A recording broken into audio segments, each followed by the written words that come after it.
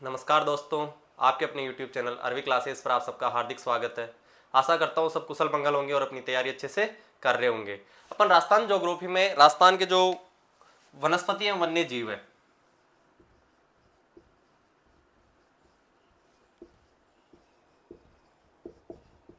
ये वाला topic complete कर चुके हैं। इसको कंप्लीट करने के बाद आज जो नया टॉपिक स्टार्ट करेंगे अपन वो करेंगे मिनरल्स, अर्थात खनिज। क्या देखेंगे अपन? खनिज। खनिज देखो एग्जाम की दृष्टि से बहुत महत्वपूर्ण टॉपिक है, क्योंकि ऐसा कोई एग्जाम नहीं है जिसमें इस टॉपिक से क्वेश्चन ना आए। लगभग राजस्थान के सभी एग्जाम में पशु परिचर से लेके यहाँ तक कि RS प्री तक भी ये टॉपिक जो है बहुत इंपॉर्टेंट है। ठीक है, और ये क्वेश्चन ऐसा है जो लगभग 75% बच्चों का गलत जाता है। समझ रहे हो भाई? जो क्वेश्चन है ऐसा टॉपिक है क्योंकि इसको पढ़ने में आता है जोर। क्या आता है? जोर।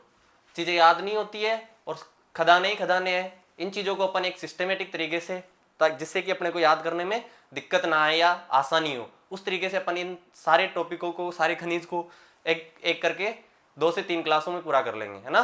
तो ये क्लास आपके लिए वैसे भी इंपॉर्टेंट हो जाती है, क्योंकि कोई भी टॉपिक की जो पहली क्लास होती है वो एक नींव होती है उस टॉपिक की, किसी भी चीज की हो। जैसे अपन राजस्थान ज्योग्राफी पढ़ रहे हैं तो राजस्थान का फिजिकल डिवीजन, अब खनिज पढ़ रहे हैं तो खनिज की जो पहली क्लास है ये सबसे ज्यादा जरूरी है, क्योंकि इसमें अपन देखेंगे कि किस एरिया में किस टाइप के खनिज पाए जाते हैं और कहाँ से किस प्रकार के खनिजों का उत्पादन हो सकता है, जिससे आप अगर एग्जाम में प्रॉपर आपको आए नहीं तो भी एक बार अंदाजा लगा सकते हैं। जैसे पेट्रोलियम खनिज है तो पेट्रोलियम किस एरिया में राजस्थान में ज्यादा पाए जाते हैं। उसके बाद धात्विक खनिज है तो धात्विक खनिज अरावली पेटी में पाए जाते हैं। उसके बाद अपन देखते हैं तो पत्थर वाले, जैसे लाल पत्थर, बलुआ पत्थर, कोटा स्टोन, ये किस एरिया में पाए जाते हैं। इस प्रकार अपन एक आज जो बेसिक है, एक तरह से फ्रेम है खनिजों का, वो बनाएंगे और खनिजों की जो अपने नींव है एक तरह से वो बिल्ड करेंगे। कितने प्रकार के खनिज होते हैं, धात्विक, अधात्विक। धात्विक में भी 2 प्रकार के लोहे और अलोहे होते हैं। तो ये सारी चीजें अपन अच्छे से आज देखेंगे, इसलिए ये क्लास आप लास्ट तक देखें। ये सब देखने से पहले अपन एक थोड़ा सा रिवीजन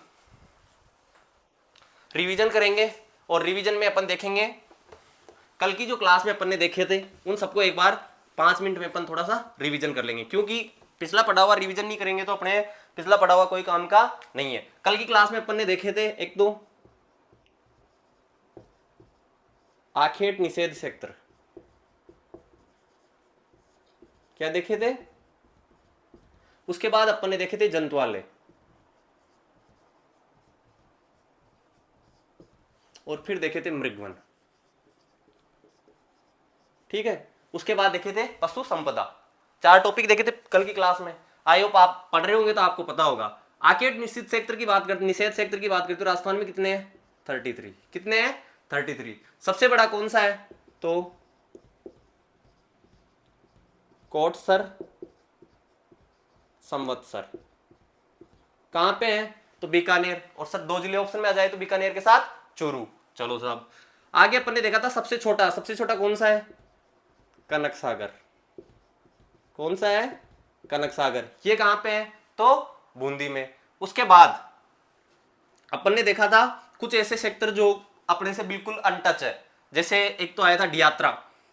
क्या आया था? डियात्रा। ठीक है, उसके बाद अपन ने देखा था डियात्रा के बाद सेंतल बांध। सेंतल बांध कहां पे है? शायद कल नहीं बताया मैंने, है ना, दौसा में। कहां पे है? दौसा में। डियात्रा कहां पे है? तो बीकानेर में। एक देखा था अपने फिटकासनी। फिटकासनी, तो फिटकासनी कहां पे है? अपने जोधपुर में। ठीक है, इस प्रकार अपन ने कुछ एक देखा था सौंकलिया। सौंकलिया तो कंजर्वेशन रिजर्व भी है ना, कहां पे है? तो केकड़ी में। पहले ये अजमेर में आता था। कहां पे है? केकड़ी में। और यहाँ पे गोडाउन पक्षी आते हैं, यहाँ पे आते हैं। अपने राष्ट्रीय मृग उद्यान में तो है ही, और एक सोरसन 12, ये 3 जगह इनके लिए प्रसिद्ध है। और सौंकलिया ध्यान रखना कहां पे है? केकड़ी में। उसके बाद में अपन ने देखा था कि सर्वाधिक कहां पे है। देखो अब से पहले अपन देखते थे सर्वाधिक जोधपुर में, लेकिन अब सर्वाधिक कहां पे हो गए? बीकानेर में, क्योंकि जोधपुर के कितने टुकड़े कर दिए गए हैं? 3।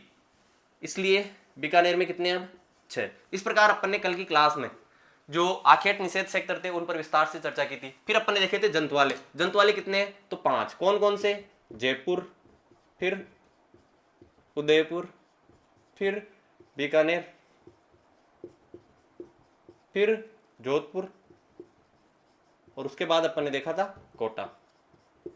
अगर इनके सन की बात करते तो 1876, ये उदयपुर वाला 1878, बीकानेर 1922, ये 1936 और ये 1954।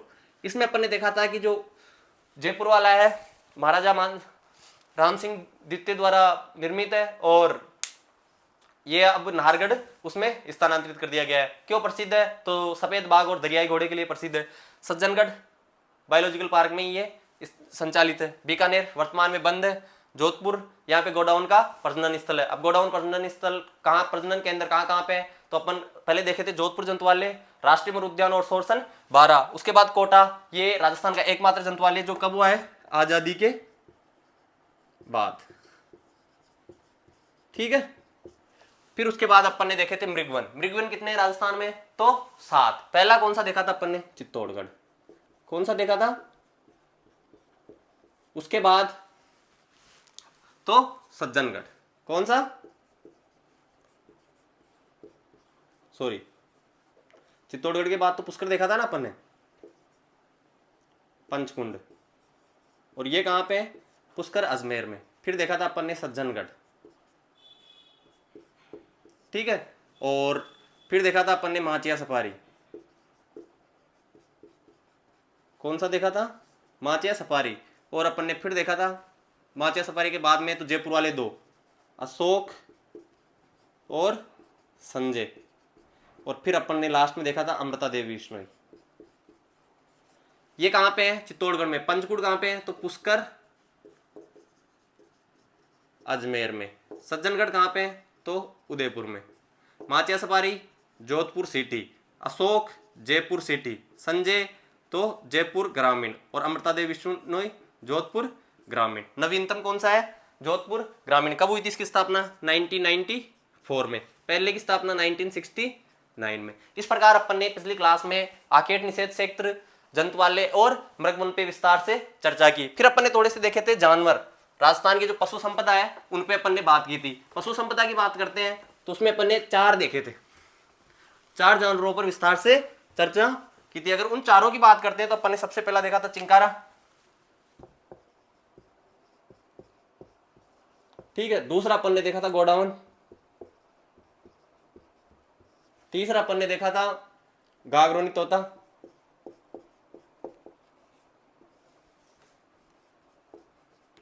और चौथा अपन ने देखा था ऊंट। ठीक है। चिंकारा की अगर बात करते हैं तो इसे 1981 में क्या घोषित किया गया है? राज्य पशु। क्या घोषित किया है? राज्य पशु। इसका वानस्पतिक नाम क्या है? तो गजेला। गजेला। गोडाउन, गोडाउन को भी कब घोषित किया गया है? राज्य पक्षी। 1981 में क्या घोषित किया गया है? तो राज्य पक्षी। क्या घोषित किया गया है? राज्य पक्षी। इसको एक सेवण घास पाई जाती है। ठीक है। उसका क्या बोलते हैं? इसको सेवण घास को इसकी शरणस्थली। ठीक है। इसके बाद अगर अपन बात करते हैं तो इसके जो प्रजनन केंद्र कहां कहां पे हैं? तो राष्ट्रीय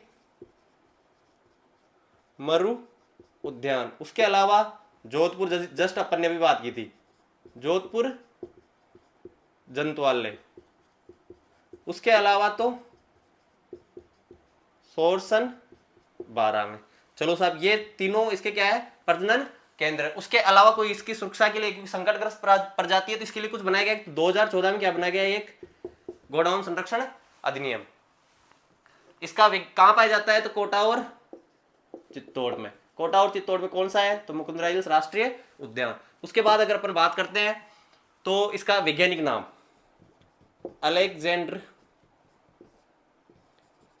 अलेक्जेंड्रिन पैराकीट। और ऊंट, ऊंट को पालतू पशु की श्रेणी में क्या घोषित किया गया? राज्य पशु। कब? 2014 में। क्यों? क्योंकि टोंक जिले में इसकी क्या दी जाती थी? बलि। इसके बचाव के लिए इसे राज्य पशु घोषित किया गया है और इसका नाम, वैज्ञानिक नाम जो कैमलस जीनस, ये इसका क्या है? वैज्ञानिक नाम है। आई होप जैसे अभी अपने 5 मिनट में रिवीजन किया वैसे आप भी साथ के साथ क्या कर रहे होंगे? रिवीजन कर रहे होंगे। ऐसी मुझे आपसे पूरी उम्मीद है। और क्योंकि पढ़ोगे नहीं तो याद कैसे होगा, और याद ही नहीं होगा तो सिलेक्शन कैसे होगा? सिलेक्शन लेने के लिए तो तुम्हें पढ़ना ही पड़ेगा, इसका कोई दूसरा उपाय नहीं है। अब जो अपन स्टार्ट करने जा रहे हैं वो है खनिज। क्या है? खनिज।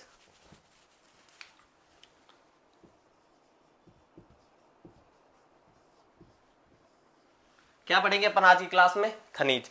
अब देखो खनिज के बारे में, जैसे जमीन की जो खुदाई करते हैं, खुदाई के खनन के माध्यम से जो अपने को अयस्क प्राप्त होते हैं वो अशुद्ध होते हैं, उनको फिर फैक्ट्रियों में ले जाके, माइंस में जो स्मेल्टर केंद्र होते हैं वहां पर इनका शुद्धिकरण किया जाता है। उसके बाद अपने को प्रॉपर धातु प्राप्त होती है। तो अपने को जो खनन के माध्यम से जो अयस्क प्राप्त होते हैं उन्हीं को एक तरह से खनिज बोलते हैं, है ना। तो खनिज की दृष्टि से राजस्थान भारत का समृद्ध राज्य है, बिल्कुल अमीर है अपन, किसी चीज की कोई गरीबी नहीं है। तो इसी दृष्टि से राजस्थान में कितने प्रकार के खनिज पाए जाते हैं?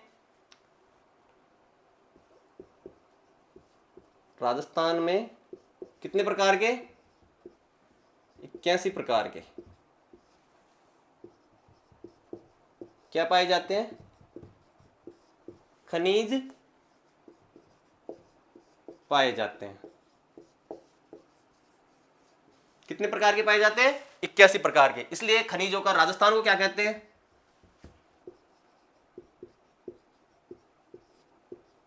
खनिजों का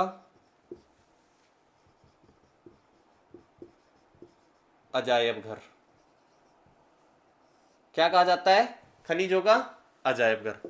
क्वेश्चन आ जाए कि राजस्थान को खनिजों का अजायब घर क्यों पाया जाता है, क्यों कहा जाता है? तो सीधी सी बात है, 81 प्रकार के क्या पाए जाते हैं? खनिज। अर्थात राजस्थान में खनिज विविधता बहुत ज्यादा है, इसलिए इसको क्या कहा जाता है? खनिजों का अजायब घर। उसके बाद अपने पास आता है भंडार। क्या आता है? भंडार। तो देखो अगर ये है तो भंडार की दृष्टि से क्या आ जाता है? भंडारण। अगर भंडारण की दृष्टि से देखें तो भंडारण की दृष्टि से भी राजस्थान कोई पिछड़ा हुआ राज्य नहीं है। भारत में भंडारण की दृष्टि से भारत में राजस्थान का दूसरा स्थान है। कौन सा स्थान है? दूसरा स्थान है। किसकी दृष्टि से?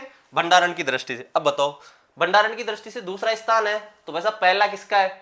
पहला भी तो होगा ना कोई। तो भारत में भंडारण की दृष्टि से पहला जो स्थान आता है वो आता है अपने झारखंड का।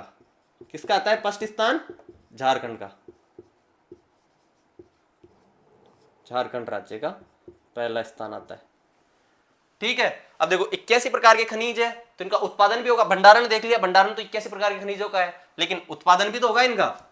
भाई उत्पादन भी तो होगा। तो अगर अपन उत्पादन की दृष्टि से देखते हैं, ठीक है, उत्पादन की दृष्टि से भारत में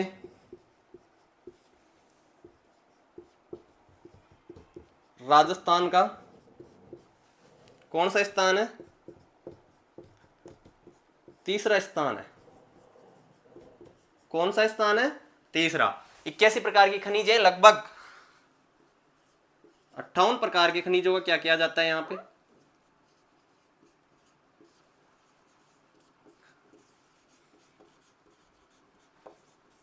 खनिजों का क्या किया जाता है? उत्पादन। सर आपने बताया कि राजस्थान का कौन सा स्थान है? तीसरा। तो फिर पहला और दूसरा किसका है? तो वैसे अब झारखंड बैठा है ना पहले स्थान पे, तो पहला स्थान किसका जाएगा? अपने झारखंड का। तो सर अपना तो तीसरा है, कोई तो दूसरे पे भी आएगा ना, तो दूसरा स्थान भी देख लेते हैं। सेकंड है मध्य प्रदेश। कौन सा देश? कौन सा प्रदेश? तो मध्य प्रदेश। अब देखो 81 प्रकार के खनिज पाए जाते हैं, इसलिए भारत को, राजस्थान को खनिजों का क्या कहा जाता है? अजायब घर। भंडारण की दृष्टि से भारत का दूसरा सबसे बड़ा राज्य है। पहला कौन सा है? झारखंड। उत्पादन की दृष्टि से भारत में राजस्थान का तीसरा स्थान है। लगभग 58 प्रकार के खनिजों का क्या किया जाता है? उत्पादन किया जाता है। पहला किसका है साहब? झारखंड का। दूसरा मध्य प्रदेश का। अब सर देखो आपने बता दिया कि लगभग 58 प्रकार के खनिजों का क्या किया जाता है? उत्पादन किया जाता है। तो भारत की जैसे मान लो टोटल आय 100 है, 100% खनिज उत्पादन, तो उसमें राजस्थान का हिस्सा कितना है? तो वैसा भारत का जो खनिज उत्पादन में उसमें राजस्थान का जो हिस्सा है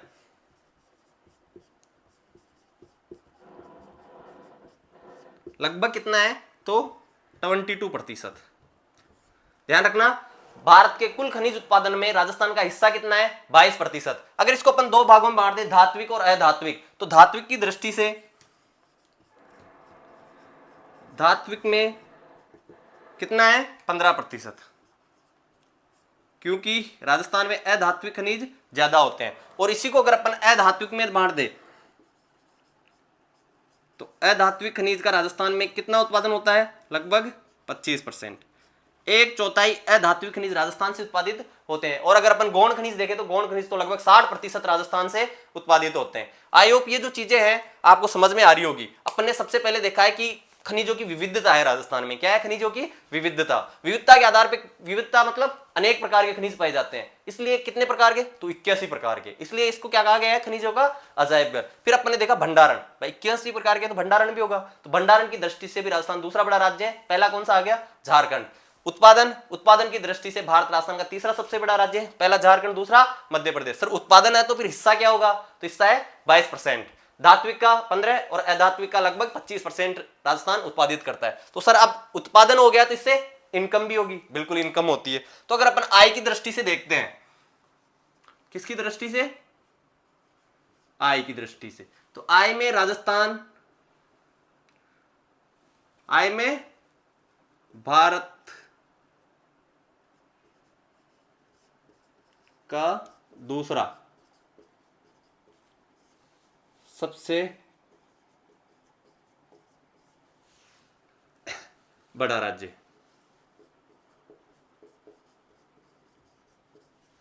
आय में खनिज से जो आय प्राप्त होती है,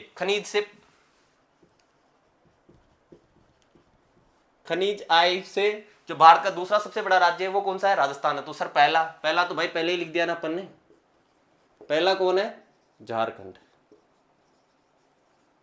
कौन है? झारखंड। देखो अब जो अपन ने देखा है, 4 टॉपिक देखे हैं। एक तो विविधता, मतलब खनिजों की विविधता है, कितने प्रकार के खनिज पाए जाते हैं? 81 प्रकार के। इसलिए राजस्थान को क्या कहा गया है? सीधी सी बात है, खनिज उसमें आ सकता है कथन और निष्कर्ष में। राजस्थान को कथन आ गया, राजस्थान को खनिजों का अजायब घर कहा जाता है। निष्कर्ष में लिख देंगे क्योंकि यहाँ पे खनिज की जो विविधता है वो ज्यादा है, या फिर खनिज विविधता संपन्न है, या फिर खनिज की विविधता जो कम है, या यहाँ खनिज कम पाए जाते हैं। कुछ भी लिख सकते हैं। तो यहाँ क्या है? विविधता अधिक है, अर्थात 81 प्रकार के खनिज पाए जाते हैं। भंडारण दूसरा स्थान है, पहला कौन सा आ गया? झारखंड। उत्पादन तीसरा स्थान है, पहला और दूसरा कौन सा आ गया? तो झारखंड और मध्य प्रदेश। राजस्थान का हिस्सा 22%, धात्विक 15 और अधात्विक लगभग 25%। उसके बाद आय की दृष्टि से दूसरा सबसे बड़ा राज्य है। खनिज से जो आय प्राप्त होती है उसमें राजस्थान भारत का दूसरा सबसे बड़ा राज्य है। पहला झारखंड है, दूसरा राजस्थान है। एक बार आप इसका स्क्रीनशॉट लो, फिर अपन आगे बढ़ते हैं। देखो अब जो अपन पढ़ रहे हैं भाई, अपन ने राजस्थान में खनिज, अनेक प्रकार के खनिज पाए जाते हैं, तो इनका खनन भी करते होंगे। इनको निकालने के लिए कोई संस्थाएं बनी होंगी, है भाई। ये तो है ही नहीं कि भाई खनिज है आप जाके वहां से खनन करने लग गए, ऐसा तो है ही नहीं भाई। सरकारी चीज है, सरकारी चीजों को रेगुलेशन करने के लिए संस्थाएं बनाई जाती है ना। तो सबसे पहले जो इसका देश जैसे आजाद हुआ तो खान एवं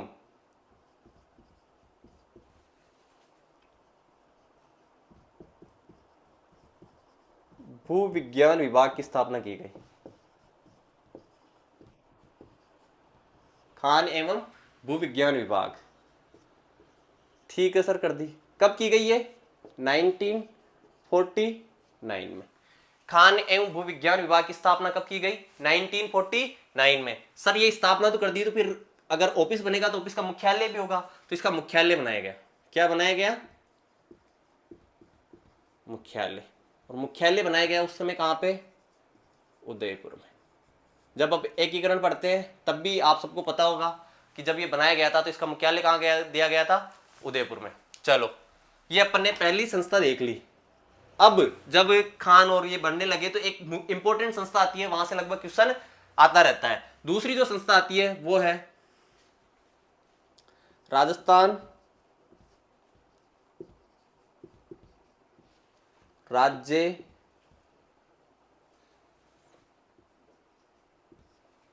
खान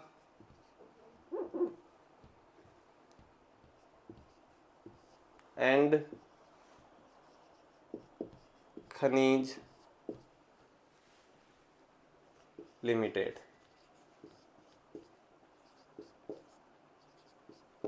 ठीक है, इसको अगर अपन शॉर्ट में लिखते हैं तो RSMML, अर्थात Rajasthan state mine and minerals limited. Rajasthan state mines and minerals limited. इसकी स्थापना कब की गई थी? तो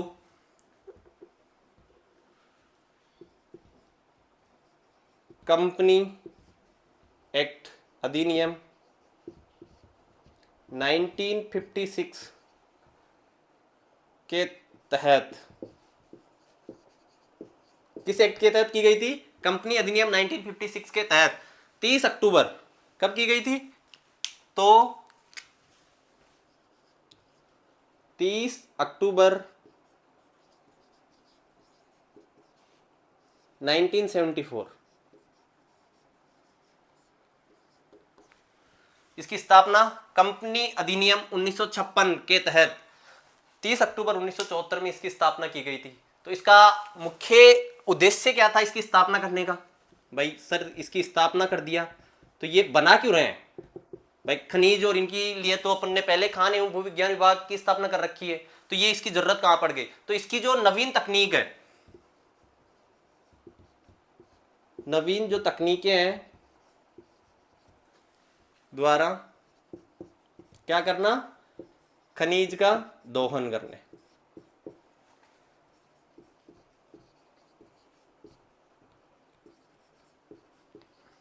अर्थात खनिज जो खनन कार्य है, खनिज दोहन करने में जो नवीन तकनीकें हैं उनका उपयोग करने के लिए इसकी स्थापना की गई थी। अब इसका जो गतिविधियां हैं इनको रेगुलेट करने के लिए इसको 4 भागों में बांटा गया है। इसकी जो गतिविधियां हैं,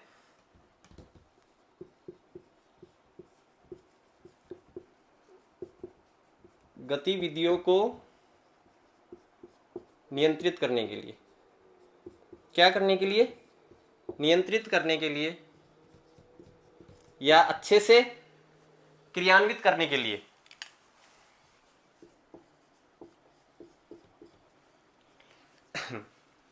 एक SBUPC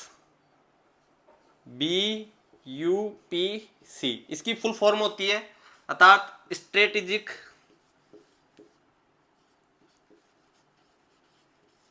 बिजनेस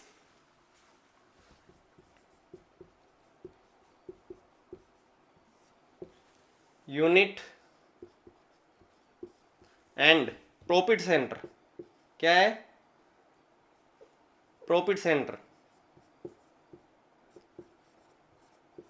प्रॉफिट सेंटर। अर्थात गतिविधियों को नियंत्रित करने के लिए किसकी स्थापना की गई है? स्पेशली SBUPC, इससे तुम याद कर सकते हो, है ना? SBUPC अर्थात strategic business unit and profit centre की क्या की गई है? स्थापना की गई है।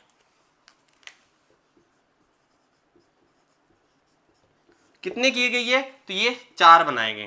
कितने बनाए गए? 4। देखो, रॉक पासपेट जामरकोटा उदयपुर, ठीक है। उसके बाद लाइमस्टोन तो जोधपुर, उसके बाद जिप्सम बीकानेर और लिग्नाइट जयपुर। ये जो 4 है, इन चारों को नियमित करने के लिए, नियंत्रित करने के लिए, अच्छे से क्रियान्वित करने के लिए strategic business unit and profit centre की स्थापना 4 जिलों में की गई है। जहां पे जिस खनिज का अधिक उत्पादन होता है उसी आधार पर इनकी स्थापना की गई है। इसलिए ये इंपॉर्टेंट हो जाता है। इसकी स्थापना कंपनी एक्ट 1956 के तहत 30 अक्टूबर 1974 को की गई थी। राजस्थान राज्य खान एंड खनिज लिमिटेड है, और ये जो है नवीन तकनीक के द्वारा खनिज दोहन में क्या करता है? सहायता प्रदान करता है। एक बार आप इसका स्क्रीनशॉट लो, फिर उन 4 के मुख्यालय अपन लिख लेते हैं। चलो, अब अपन जो देख रहे हैं उनकी अगर बात करते हैं तो अपन ने पहले भी देखा था। और भाई RSMML, अब शॉर्ट में लिख देता हूं ऊपर, RSMML अर्थात राजस्थान राज्य माइंस एंड मिनरल्स लिमिटेड। स्थापना कब की गई? तो कंपनी एक्ट 1956 के तहत कब की गई? तो 13 अक्टूबर 1974।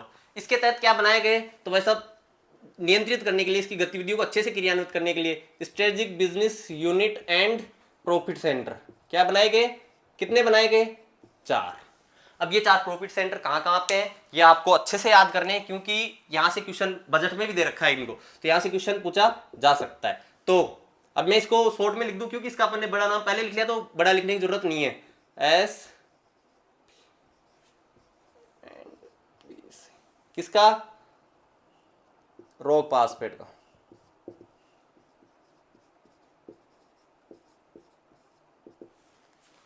कहां पे है? तो इसकी स्थापना की गई है झामर कोटड़ा में। कहां की गई है? झामर कोटड़ा। और ये कहां पे है? तो ये अपने उदयपुर में। ठीक है, रॉक फास्फेट के लिए कहां की गई है? झामर कोटड़ा, उदयपुर में। दूसरा जो प्रॉफिट सेंटर खोला गया है वो खोला गया है जिप्सम के लिए। किसके लिए? और जिप्सम का उत्पादन आपको पता होगा कहां होता है? बीकानेर में। तो इसके लिए इसकी स्थापना भी कहां की गई है? बीकानेर में। उसके बाद तीसरा जो है वो खोला गया है लाइमस्टोन के लिए। तीसरा प्रॉफिट सेंटर किसके लिए? लाइमस्टोन के लिए। और लाइमस्टोन का कहां खोला गया है? तो ये खोला गया है जोधपुर में। कहां खोला गया है? जोधपुर में। उसके बाद अगर अपन चौथे की बात करें तो चौथा जो प्रॉफिट सेंटर खोला गया है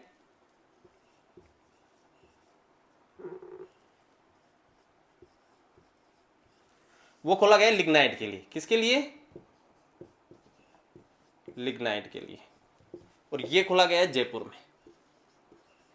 कहां खोला गया है? जयपुर में। इसका ध्यान रखना, लिग्नाइट आते हैं अपन सीधा पश्चिमी राजस्थान में भागते हैं, और इसकी गलती होने की जो संभावना होती है इनमें सबसे ज्यादा वो इसी की होती है, क्योंकि लाइमस्टोन का अपन सबको पता है जोधपुर और जैसलमेर सानू सेक्टर में लाइमस्टोन मिलता है अपने को, लेकिन लिग्नाइट अपने को मरुस्थली सेक्टर में देखने को मिलता है, जहां पे जैसे गिरल बाड़मेर इन सेक्टर में, तो यहां पे गलती होने की संभावना ज्यादा रहती है। इसलिए ध्यान रखना लिग्नाइट का कहां पे स्थापित किया गया है? जयपुर में। बाकी rock phosphate Jhamarkotra Udaipur, gypsum Bikaner, limestone Jodhpur, ये तो अपने को पता है कि ये जब खनिज पढ़ेंगे अपन, जिप्सम पढ़ेंगे तब भी पता है बीकानेर में इसका उत्पादन होता है, रॉक फास्फेट पढ़ेंगे तब पढ़ेंगे कि उदयपुर में भी इसका उत्पादन होता है, लिग्नाइट पढ़ेंगे तो लिग्नाइट का अधिकतर उत्पादन अपने अवसादी चट्टानों में पश्चिमी मरुस्थलीय क्षेत्र में होता है। इसलिए ये अपने एग्जाम की दृष्टि से, क्योंकि तुक्का भी लगाना चाहे तो अपन तुक्का नहीं लगा पाएंगे, तुक्का लगाएंगे तो वहां पे ऑप्शन पश्चिमी सेक्टर के जिले होंगे, तो वहां पे अपन उसके आधार पे अपन गलत करके आएंगे। इसलिए लिग्नाइट का जो सेंटर खोला गया है वो कहां खोला गया है? जयपुर में। इसको आप स्पेशली ध्यान रखना। उसके बाद अगर अपन देखते हैं तो एक खनिज अन्वेषण ब्यूरो बनाया गया है, न्यास ब्यूरो, वो उसकी स्थापना कहां की गई है? जयपुर में। एक बार आप इसका स्क्रीनशॉट लो, एक बार यही लिख दूंगा, फिर आगे खनिज नीतियां देख लेंगे। राजस्थान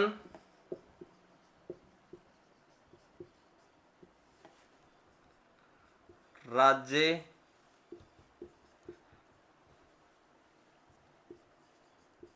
खनिज अन्वेषण न्यास, किसकी स्थापना की गई है? खनिज अन्वेषण न्यास। कहां पे? जयपुर में। कहां पे की गई है?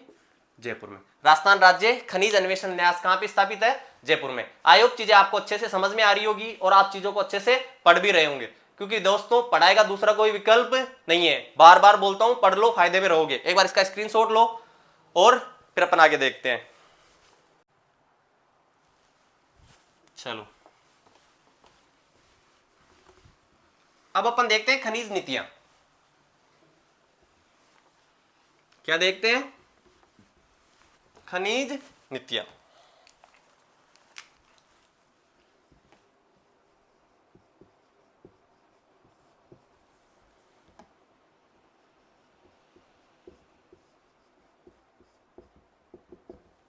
अब तक जितनी खनिज नीति आई हैं सब पे अपन बात कर लेते हैं, कौन सी अपने लिए इंपॉर्टेंट है वो भी अपन देख लेंगे। प्रथम खनिज जो नीति आई थी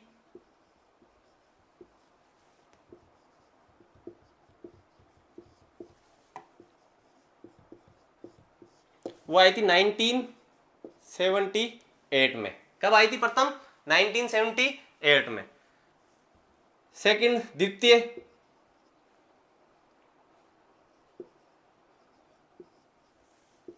द्वितीय जो खनिज नीति आई थी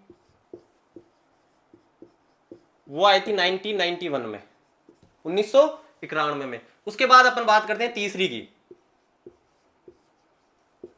तृतीय खनिज नीति।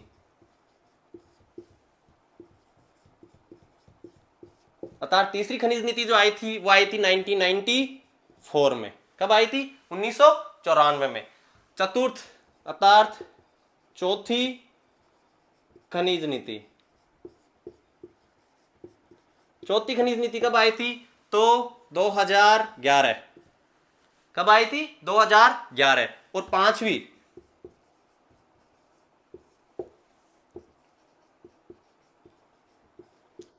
खनिज नीति कब आई थी? तो ये आई थी 4 जून 2015। कब आई थी? 4 जून 2015। पांचवी जो खनिज नीति है ये राजस्थान की नवीनतम खनिज नीति है। क्या है? नवीनतम खनिज नीति है। अब आपसे क्वेश्चन आ जाए राजस्थान में अब तक कितनी खनिज नीति आ चुकी है, तो टोटल कितनी आ चुकी है? 5। कितनी आ चुकी है? 5। पहली कब आई थी? 1978। और अंतिम कब आई थी? 4 जून 2015। इसका जो उद्देश्य है पांचवी खनिज नीति का, इसका प्रमुख उद्देश्य यह है कि जो खनिज आधारित उद्योग है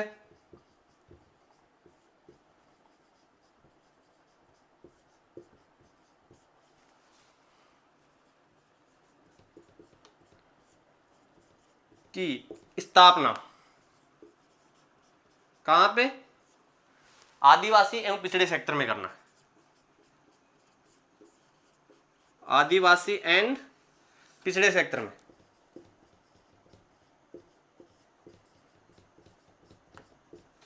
पिछड़े सेक्टर में करना अर्थात आदिवासी एवं पिछड़े लोगों को क्या मिल सके? रोजगार मिल सके।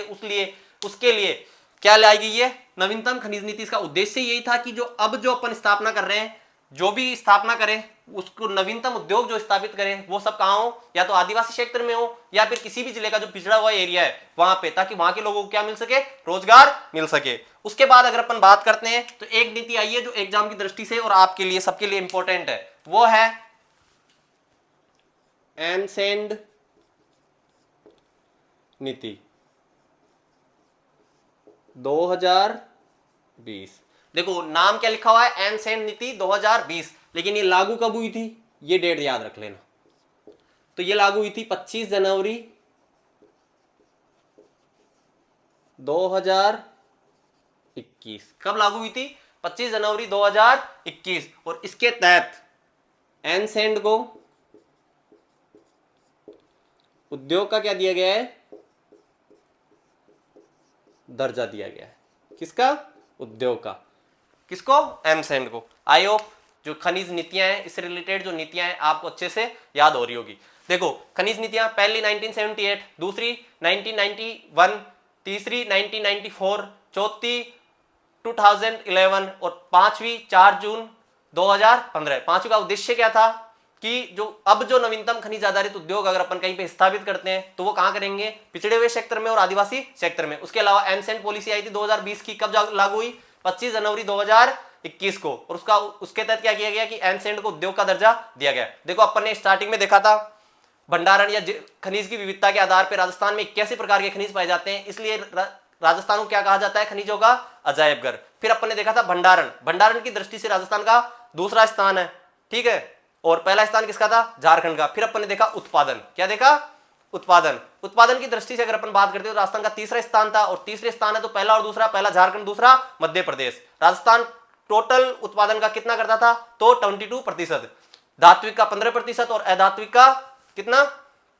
25% उत्पादित करता था। उसके बाद अगर अपन बात करते हैं बाद में आई की दृष्टि से भारत का दूसरा सबसे बड़े राज्य है। पहला कौन सा था? अपने झारखंड। इस प्रकार अपन ने पहली स्लाइड में ये बातें की थी। फिर दूसरी स्लाइड में अपन ने दिखा कि जो खान एवं भूविज्ञान विभाग की स्थापना कब की गई थी? 1949 में। कहां पे? उदयपुर में। फिर अपन ने देखा RSMML, राजस्थान राज्य खान एंड खनिज लिमिटेड, इसकी स्थापना 30 अक्टूबर 1974 को कंपनी एक्ट 1956 के तहत की गई।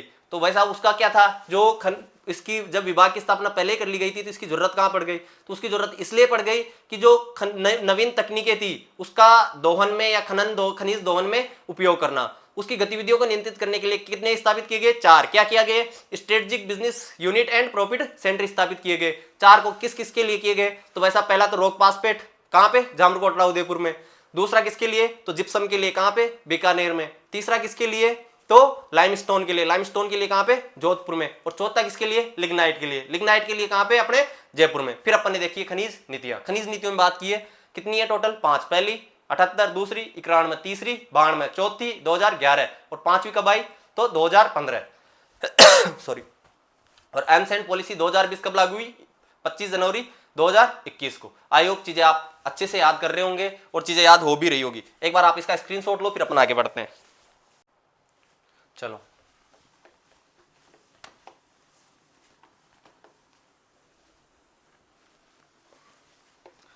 अब जो बजट होता है, एक अपना इकोनॉमिक सर्वे आता है, उसमें एक फैक्ट आता है खनिज वाला, जो खनिज वाला फैक्ट है वहां से आता है कि अपडेटेड फैक्टर, यहां से सीधा सीधा क्वेश्चन आता है। उसमें कुछ कुछ फैक्ट दिए रहते हैं। एक तो दिया रहता है एकाधिकार वाले खनिज,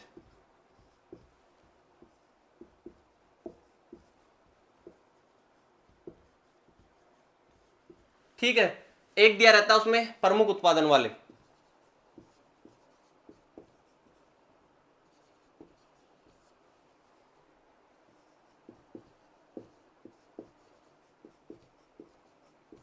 और एक दिया रहता है अग्रणी।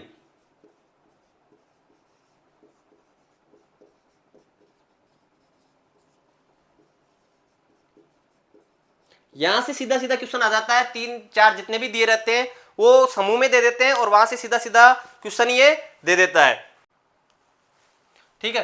तो जो एकाधिकार वाले खनिज है इनकी अगर अपन बात करते हैं तो वो है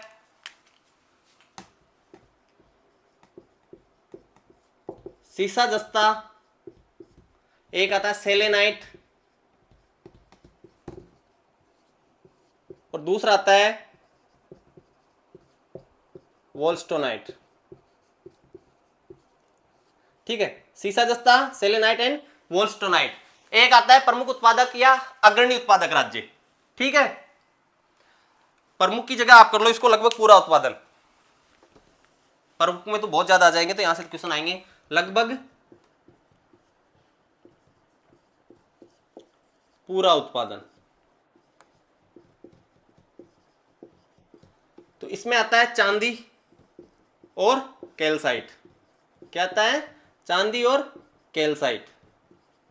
इनमें लगभग राजस्थान पूरा उत्पादन है। और अग्रणी उत्पादक राज्यों में अपन खनिज में अगर अपन देखते हैं तो limestone and limestone cement grade,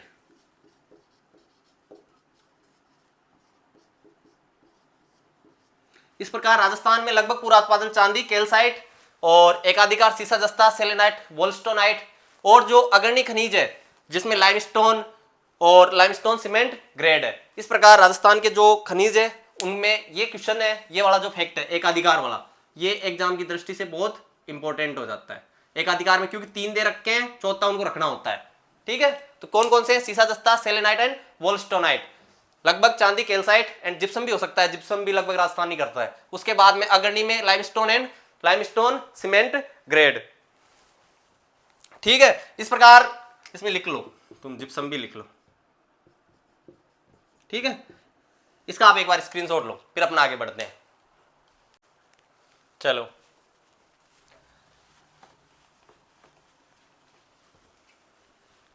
अब जो है खनिजों को अपन आगे बढ़ते हैं, एंटर होते हैं थोड़ा और देखते हैं। तो खनिज है, खनिजों के प्रकार, खनिज को 2 प्रकार के खनिजों में बांटा गया है।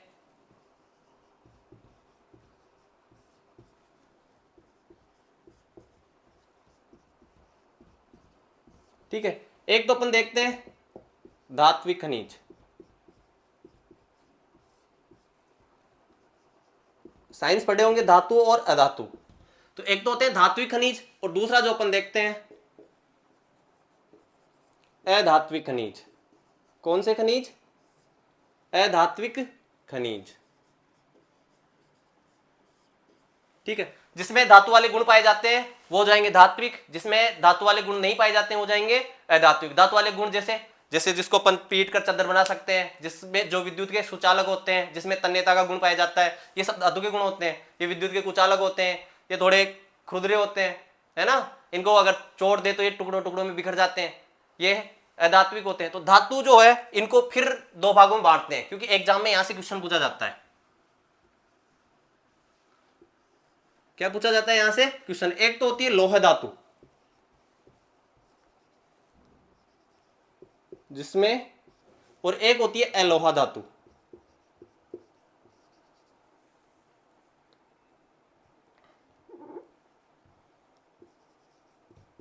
लौह धातु और अलोहा धातु। ठीक है, लोहे को लोहा कर लो तुम, एक काम करो, लौह धातु और अलोहा धातु। अगर अपन इसको देखते हैं, धातु और अधातु में तो अंतर समझ में आ गया। पहले अपन अधातु को अपन कंप्लीट कर लेते हैं। अधातु ऐसी जिनमें विद्युत का प्रवाह आता है, विद्युत के कुचालक होते हैं। एक तरह से अपन देखें तो जिप्सम, दूसरा अभ्रक, तीसरा देखें तो कले, जिसको अपन मिट्टी भी बोलते हैं, उसके बाद देखें तो पत्थर। ठीक है, जिप्सम हो गया, अभ्रक हो गया, कले हो गया, पत्थर हो गया, और आगे ऊर्जा खनिज। अब सर ये ऊर्जा खनिज क्या होते हैं? अरे ऐसे खनिज जिनसे अपने को क्या मिलती है? एनर्जी मिलती है। जैसे इसका देखें, ऊर्जा खनिजों को देखें तो एग्जाम में सीधा सीधा आ सकता है, निम्न में से ऊर्जा खनिज है या नहीं है? तो पेट्रोलियम, पेट्रोलियम। दूसरा हो जाएगा प्राकृतिक गैस,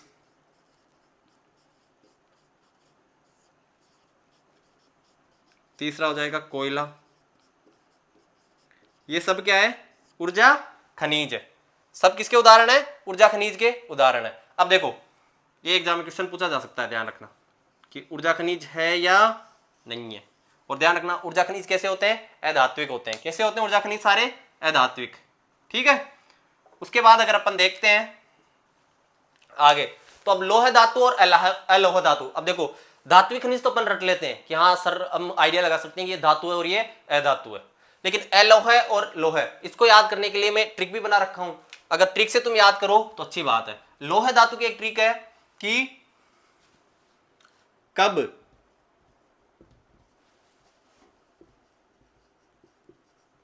कमल की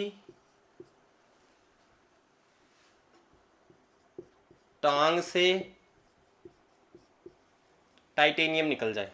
इसको थोड़ा इधर लिख देंगे, क्या निकल जाए? टाइटेनियम निकल जाए।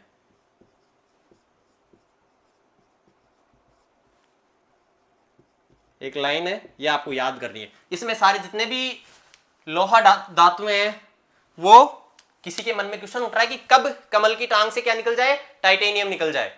क्या निकल जाए? टाइटेनियम निकल जाए। देखो ट्रिक कितनी अच्छी है, कब कमल की टांग से टाइटेनियम निकल जाए। इसमें जितने भी अपने काम के लोहा धातु है, एग्जाम की दृष्टि से इंपॉर्टेंट है, वो सारे आ जाते हैं। देखो कब, कब से आता है अपने कोबाल्ट। क्या आता है? कोबाल्ट। अब देखो कमल में तीन शब्द है, कै, मैं और ल। कमल से क्रोमाइट, कैसे? क्रोमाइट। मैं से मैग्नीज।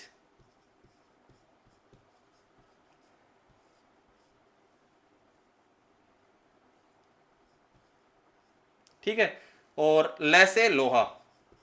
लोहे धातु में तो लोहा तो आएगा आएगा। ठीक है, उसके बाद टांग, टांग से आ जाती है टंगस्टन। क्या आ जाती है? ठीक है, फिर आता है अपने टाइटेनियम। तो ये धातु है, ये खुद ही क्या है? एक धातु ही है, टाइटेनियम। पूरा शब्द है, याद करने में थोड़ी दिक्कत आती है तो पूरा शब्द ऐड कर दिया। और लास्ट में आ रहा है निकल। तो ये अपने एग्जाम की दृष्टि से जो महत्वपूर्ण धातुएं थी, लोह धातुएं, उनका अपन यहाँ पे देख सकते हैं, इस ट्रिक से अपन इनको आराम से देख सकते हैं। अब अपने पास बची हुई जो धातुएं हैं वो कौन सी है? धात्विक खनिजे में अलोह धातु। क्या बचा हुआ है अपने पास? अलोह धातु। कौन सी? अलोह धातु। अब जितनी भी बची हुई है इनके अलावा वो सब किस में हो जाएंगी? लोहे में, क्योंकि अपन ने ऐसी देख ली। अब धातु में जैसे चांदी, चांदी के बाद सोना, सोना के बाद तांबा, तांबा के बाद प्लेटिनम, प्लेटिनम के बाद सीसा जस्ता, सीसा जस्ता के बाद, सीसा जस्ता हो गया, चांदी होगी, सोना हो गया, तांबा हो गया, प्लेटिनम हो गया, सीसा जस्ता हो गया। ठीक है, तो जिंक, ठीक है, जिंक हो गया। और फिर वोल्स्टोनाइट, क्या हो गया? वोल्स्टोनाइट हो गया। उसके बाद अगर अपन और देखते हैं तो अपने मैग्नीशियम,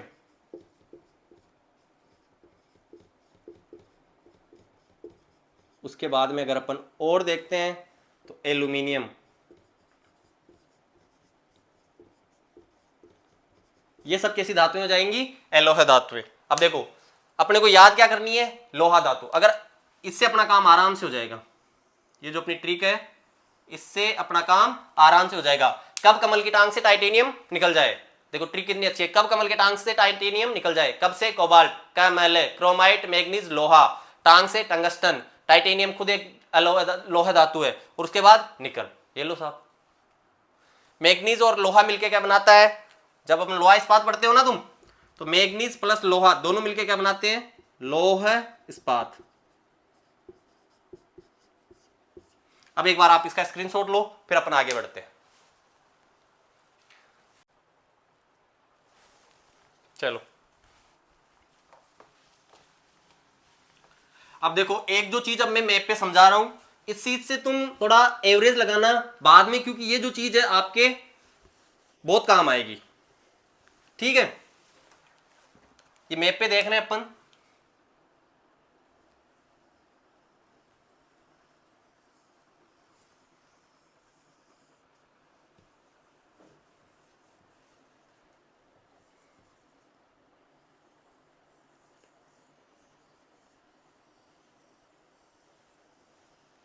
ये एक तरह से अपना क्या है? राजस्थान है। अब राजस्थान की अपन बात करते हैं तो राजस्थान में मिड में क्या है? अरावली। ठीक है, मरुस्थल में कौन सी चट्टानें पाई जाती है? अवसादी चट्टानें। जब अपन पढ़ रहे थे तो कौन सी चट्टानें थी इसमें? अवसादी चट्टानें। तो यहाँ पे कौन सी चट्टानें पाई जाती है इस सेक्टर में? ये जो चट्टानें कैसी चट्टानें हैं?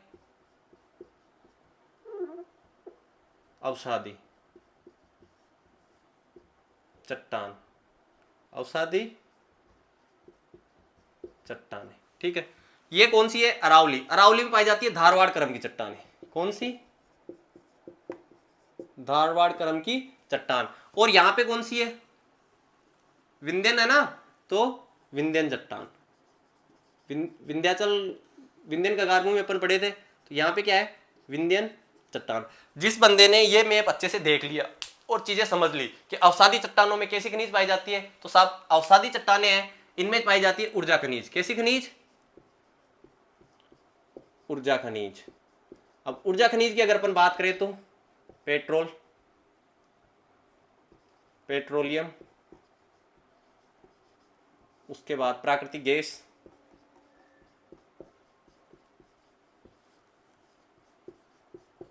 और जिप्सम, सॉरी कोयला।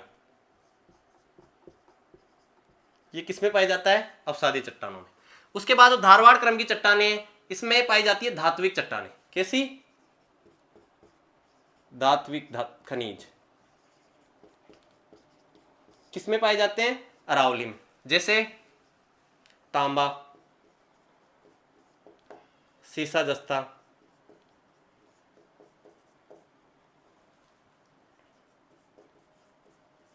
ठीक है, सीसा जस्ता, तांबा हो गया, सीसा जस्ता हो गया, उसके बाद चांदी। ठीक है, तो जितनी भी जो धात्विक खनिजें हैं वो सारी किसमें पाई जाती है? धारवाड़ क्रम की चट्टानें। और विंध्यन क्रम की चट्टानें हैं, इसमें पाए जाते हैं पत्थर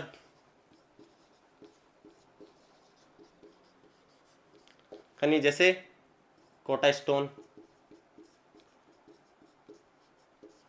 बलुआ पत्थर, ठीक है, और स्लेटी पत्थर, लाल पत्थर,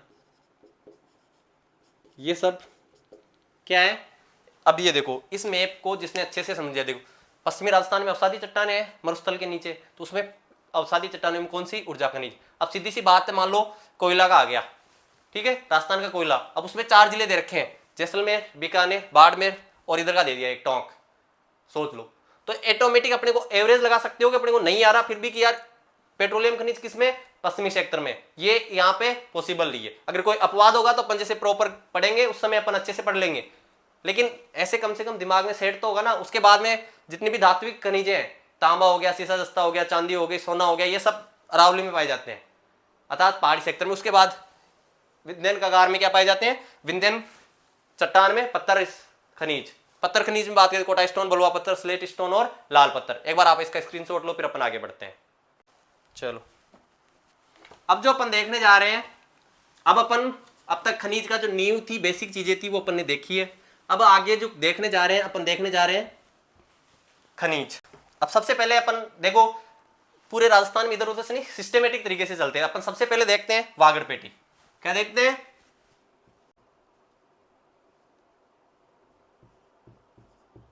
वागड़ पेटी के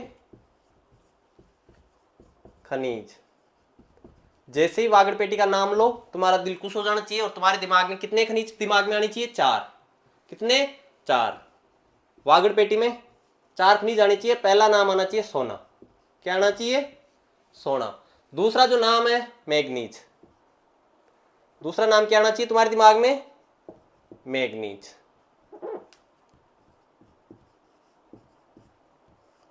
तीसरा जो नाम है वो आना चाहिए तुम्हारे दिमाग में हीरा। और चौथा तुम्हारे दिमाग में जो नाम आए वो हो फ्लोराइट। फ्लोराइट या फ्लोरस्फार, इसी को क्या बोलते हैं, फ्लोरस्फार।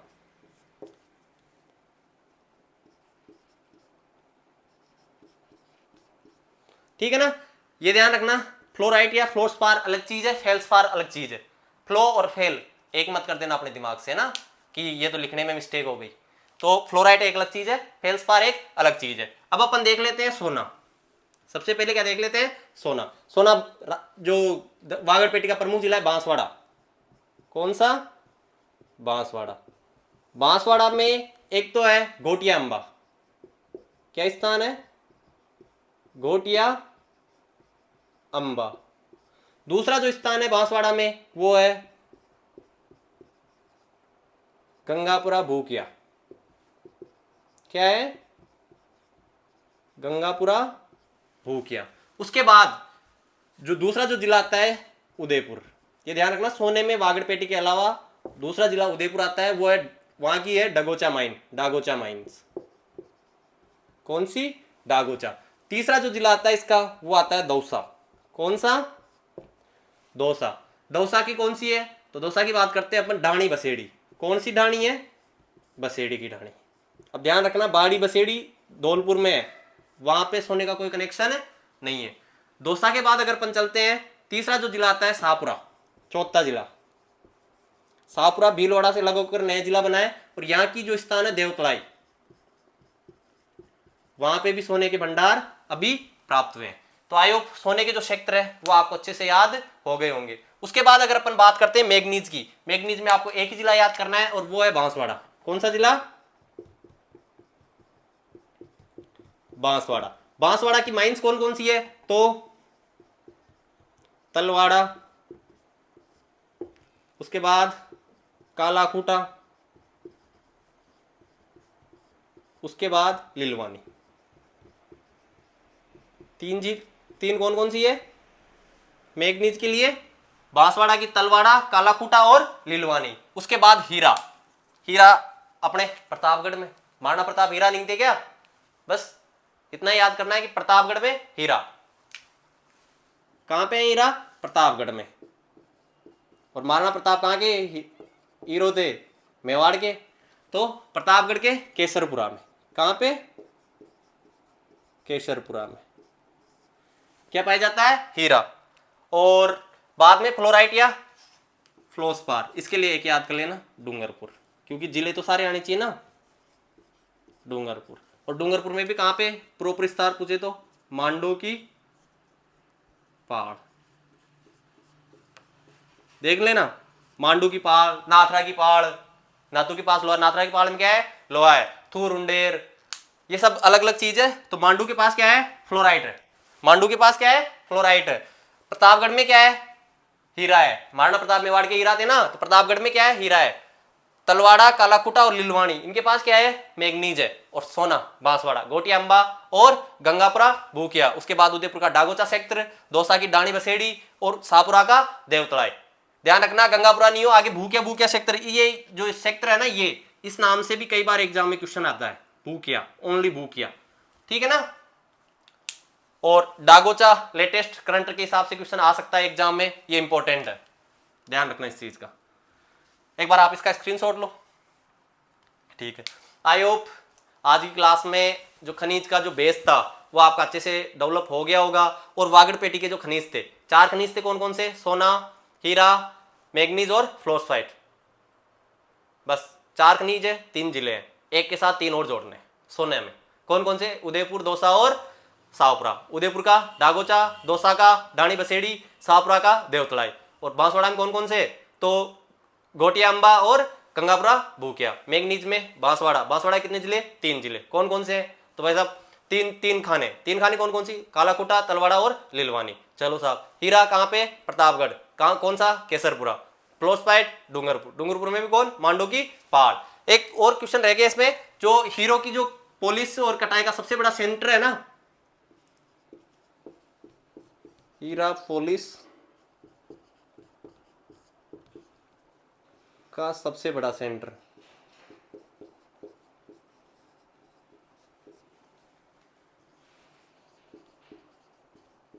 ये भारत में है, विश्व का सबसे बड़ा है, ध्यान रखना। कहां पे है? सूरत में।